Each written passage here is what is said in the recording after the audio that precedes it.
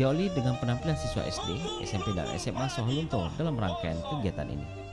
Silih berganti mereka tampil membawakan puisi dengan bertema cinta, masalah sosial, lingkungan, bahkan kuliner dan tentu saja politik mutakhir saat ini.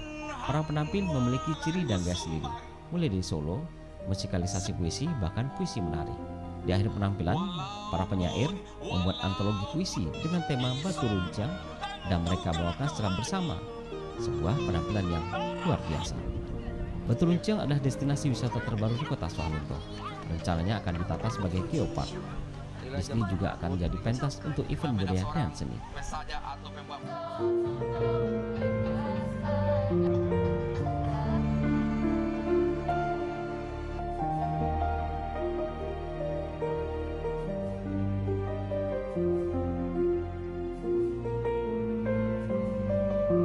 Pijak tanah di Batu Runcing ini, dan saya pikir ini salah satu tempat yang paling sesuai untuk kita dedahkan kepada generasi muda kita nih, terutama sekali remaja-remaja nih, berkaitan dengan sastra kita, sastra Indonesia, sastra Malaysia, ya sekaligus dengan sastra Nusantara.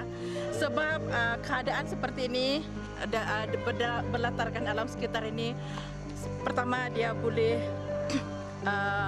kita boleh dapat menyerapkan rasa menyayangi, menghargai alam sekitar kepada generasi muda.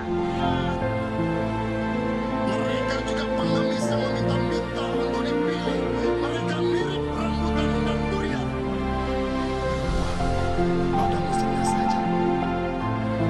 Lokasinya berada di Jalan Lintas Sumatera sekitar 3,4 km dengan ketinggian 700-an mdpl. Desi Lungkang, Soholunto, Jaspo Jampur melaporkan.